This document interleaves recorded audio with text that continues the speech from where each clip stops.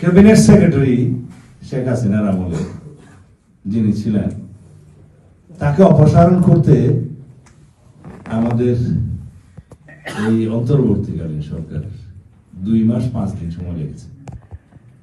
14ই October তার রিটায়ারমেন্টের life এবং ডেট শেষ হবে, সেদিন পর্যন্ত ছিল বহাল। অপসারণ হয়নি, নর্মাল রিটায়ারমেন্ট। সেই ভদ্রলোক কন্ট্রাক্টে ছিল, এমনও না যে রেগুলার সার্ভিস ছিল, কন্ট্রাক্টে ছিল। 2 মাস 5 দিন যদি একটা কন্ট্রাকচুয়াল সার্ভিসে থাকা টপ ব্যুরোক্রেটকে সরাতে সময় লাগে, এই সরকার কি রকম সংস্কার করবে সেটা আমরা বুঝতে পারি না। এর বেশি সমালোচনা আর কি করব? আজকে সচিবালয়ে আগুন কারা লাগাচ্ছে? ফেসিবাদের দূষররা লাগাচ্ছে, মুখ চোখ বন্ধ করে আপনি বলে দিলেন। বাট সেই দূষরদেরকে তো আপনি সরাতে পারছেন না। আপনারা করবেন সংস্কার, আর সংস্কার তো একটা কন্টিনিউয়াস প্রসেস।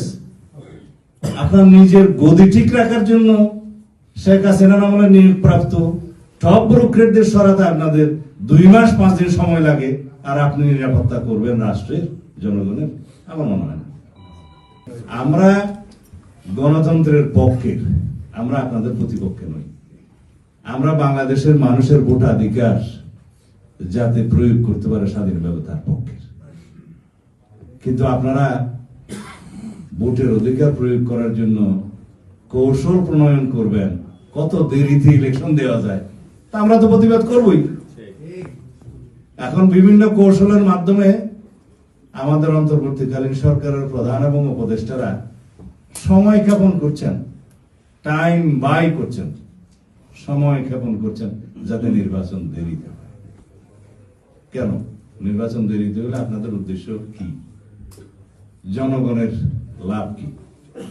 আজকে যে দ্রব্যমূল্যের ঊর্ধ্বগতি হচ্ছে, সেটা তো অনির্বাচিত সরকার থাকার কারণেই হচ্ছে।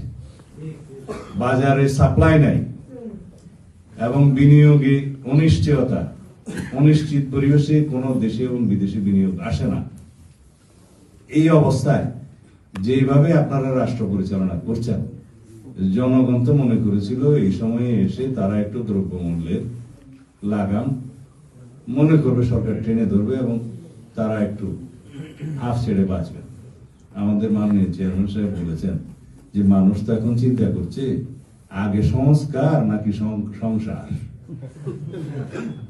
সাধারণ মানুষ তো সংসারের চিন্তাটাই আগে করবে।